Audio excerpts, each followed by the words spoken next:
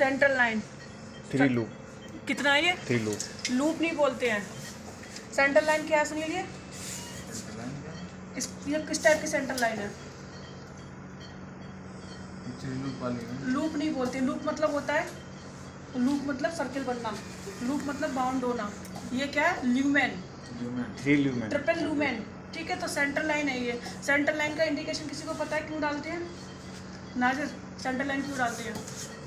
हमें पेरिफेरल में कोई वेलमेन नहीं मिलती है तो इस वजह से हम सेंट्रल लाइन डालते हैं। पेरिफेरल लाइन नहीं मिलती है, मतलब हमें कैनोले के ऑप्शन लोग। ठीक है, वेरी गुड। और लॉन्ग टाइम चलाने के लिए बार पिक नहीं करना होगा पेशेंट को ज़्यादा मेडिकेशन के लिए।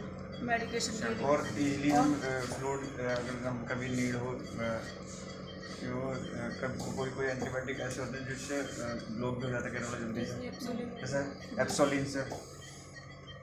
हम सेंट्रल लाइन डालते हैं। सेंट्रल लाइन डालने के जो सेंट्रल लाइन डाल रहे हैं हम लोग, अगर पेशेंट हीमोडायनेमिक अनस्टेबल पेशेंट है, कहने का मतलब है, लेकिन अगर पेशेंट को मान लो आपका पेशेंट हीमोडायनेमिक अनस्टेबल है, उसको सडन एनाट्रोपिक है, कोई यंग पेशेंट है, कहना तो आपको इजीली मिल जाएगा। लेकिन क्या हम एनाट्रोप्स को पेरिफेरल दे सकते हैं लॉन्ग टर्म तक? नहीं दे सकते, तो हम सेंट्रल लाइन इंडिकेट करते हैं। फर्स्ट थिंग, पहले क्या था कि सेंट्रल लाइन सीवीपी मॉनिटरिंग के लिए करते थे। सीवीपी मॉनिटरिंग का मतलब क्या होता है कि हम पेशेंट का हाइड्रेशन चेक करते थे सीवीपी मॉनिटरिंग के थ्रू, पेशेंट हाइड्रेटेड है या फिर डिहाइड्रेटेड है। ठीक है, लेकिन आजकल लेटेस्ट गाइडलाइन में हाइड्रेशन के लिए सीवीपी मॉनिटरिंग नहीं करते। आजकल क्या करते हैं, यूएसजी गाइडेड से आईवीसी चेक कर लेते हैं। हर आईसीयू में अल्ट्रासाउंड मशीन होती है, हर हॉस्पिटल में होती है, आईवीसी चेक कर लेते हैं कि पेशेंट हाइड्रेशन है कि नहीं है। ठीक है, अब मैं यहाँ पर सेंट्रल लाइन की बात करती हूँ। ये सेंट्रल लाइन कितने ल्यूमेन की है? ट्रिपल ल्यूमेन है। आप सब लोग जानते हैं सेंट्रल लाइन यूज़ करना। ठीक है, सेंट्रल लाइन की ड्रेसिंग के इंडिकेशन मतलब ड्रेसिंग कैसी होनी चाहिए? बंडल्स है ना सेंट्रल लाइन के, क्या बोलते हो आप लोग? कॉटी, कॉटी बोलते हो ना? सॉरी क्लेप्सी, सॉरी हाँ, क्लेप्सी के बंडल्स हैं। बंडल्स यहाँ पे लिखे हुए हैं। कहाँ है क्लेप्सी के बंडल?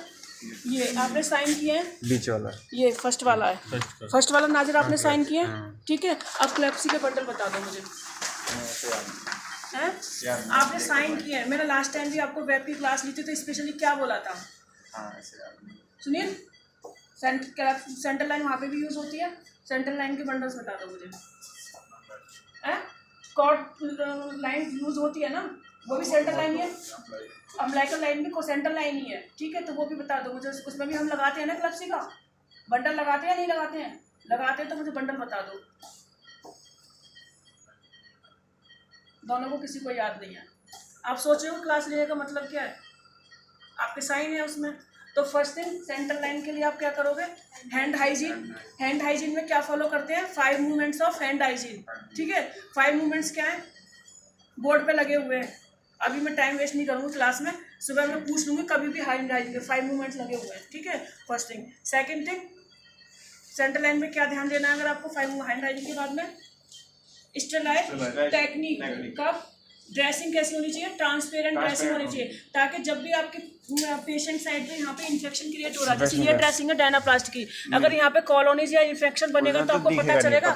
नहीं दिखेगा। तो हमेशा ट्रांसपेरेंट ड्रेसिंग यूज होनी चाहिए। सेंट्रल लाइन पे टैगाडम जो आता है वो किस नंबर से आता है? 8526। 8526 का नंबर मंगा के करना है ड्रेसिंग। ठीक है, दूसरी बात, जब भी आप उसमें सैम्पलिंग वगैरह करते हो सेंट्रल लाइन से, सैम्पलिंग किस पोर्ट से लेते हैं? वाइट क्या? सेंट्रल लाइन अगर ट्रिपल ल्यूमेन है तो हर ल्यूमेन का एक नाम होता है। वाइट क्या? हर कंपनी के हिसाब से कलर कोडिंग डिफरेंट होती है। रोमसम की सेंट्रल लाइन निकालोगे उसमें ट्रिपल अलग कलर कोडिंग मिलेगी, और ओमिकूस की निकालोगे दूसरी कंपनी की निकालोगे उसमें एरो की निकालोगे उसमें अलग कलर कोडिंग होगी। कलर कोडिंग के हिसाब से कभी नहीं जाना है। ठीक है, तो हम सेंट्रल किससे निकालते हैं? किस पोर्ट से निकालोगे इसमें दिख के बता दो मुझे। नाजिर किस पोर्ट से निकालोगे? इसमें तो जैसे इसमें हम ब्लू से निकालते हैं। ब्लू से निकालोगे। आप किससे निकालोगे अगर आपके पास ये पेशेंट होता तो? हम ब्लू को यूज करते हैं। ब्लू को निकालोगे।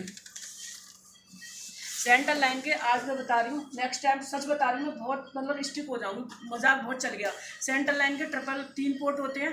फर्स्ट होता है हमारा डिस्टल, ठीक है, मीडियल और प्रॉक्सिमल। 3 पोर्ट होते हैं, इसमें पढ़ लेना ध्यान से, डिस्टल, प्रॉक्सिमल और मीडियल। ठीक है, डिस्टल का मतलब होता है जो हमारी डीप में राइट एट्रियम तक जाती है। ठीक है, उसी से अगर हमें सीबी माउंटेन वगैरह का कहीं इंडिकेशन होता है तो हम उसी से करते हैं।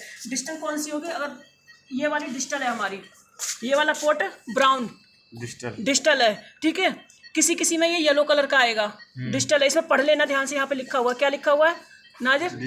डिस्टल ही लिखा हुआ है ना, मुझे दिखाई नहीं देता, कम दिखाई देता है। हाँ, डिस्टल है ना। ये कौन सा है हमारा? मीडियल, ब्लू वाला मीडियल। ये कौन सा है हमारा? प्रॉक्सिमल। ठीक है, समझ में आ गया। तो हमेशा तो सेंटर लाइन की जो याद रखनी है, न्यूमन लिखा होता है उस पर, डिस्टल, मीडियल और प्रॉक्सिमल। इजी वे में ये याद करने का तरीका बता देती हूँ। इधर देख लो कि डिस्टल से हम सैम्पलिंग करते हैं, डिस्टल से हम ब्लड अगर हमारा प्रोडक्ट वगैरह देना है पेशेंट को तो हम डिस्टल से प्रेफर करेंगे। ठीक है, अगर किसी पेशेंट को मेडिसिन देनी है, मीडियल किसके यूज़ के लिए पर्पज आती है? मेडिसिन के लिए। मेडिसिन के लिए कौन सी यूज़ करते हैं हम? ब्लू मतलब मेडिसिन मतलब मीडियल लाइन। ठीक है, प्रॉक्सिमल से आप जब भी अगर किसी पेशेंट को टीपीएन चल रहा है, सेंट्रल टीपीएन, ऐसा नहीं होता है कि कोई भी चीज़ हम कहीं से भी कनेक्ट कर दें, कभी भी ऐसा नहीं होता है। ठीक है, तो हम किससे करेंगे? प्रॉक्सिमल से। एनाट्रॉप देने तो हमें किससे करना है? प्रॉक्सिमल से। क्यों? क्योंकि अगर आप प्रॉक्सिमल से थोड़ा सा जैसे डायग्राम करके बता दूंगी मैं सेंटर लाइन का, ल्यूमेन कहाँ होते हैं। क्योंकि अगर फ्लश वगैरह सारे जाता है अगर पेशेंट के, तो उससे आपका एक साथ मेडिसिन फ्लश होने का डर रहता है। ठीक है, तो इनके आपके वर्क पता होने चाहिए, कौन किस पोर्ट से हमें क्या देना होता है, क्लियरिटी होनी चाहिए। समझ में आ गई बात? दूसरी बात ये है कि हम बंडल से बात कर रहे थे अभी, तो इंसर्शन के टाइम पे स्टाइल वे में यूज़ करना है। ठीक है, और जब भी आप कोई मेडिसिन वगैरह दे रहे हो, जब भी आप सैम्पलिंग निकाल रहे हो, हमेशा हब को 20 सेकेंड तक क्लीन करना है।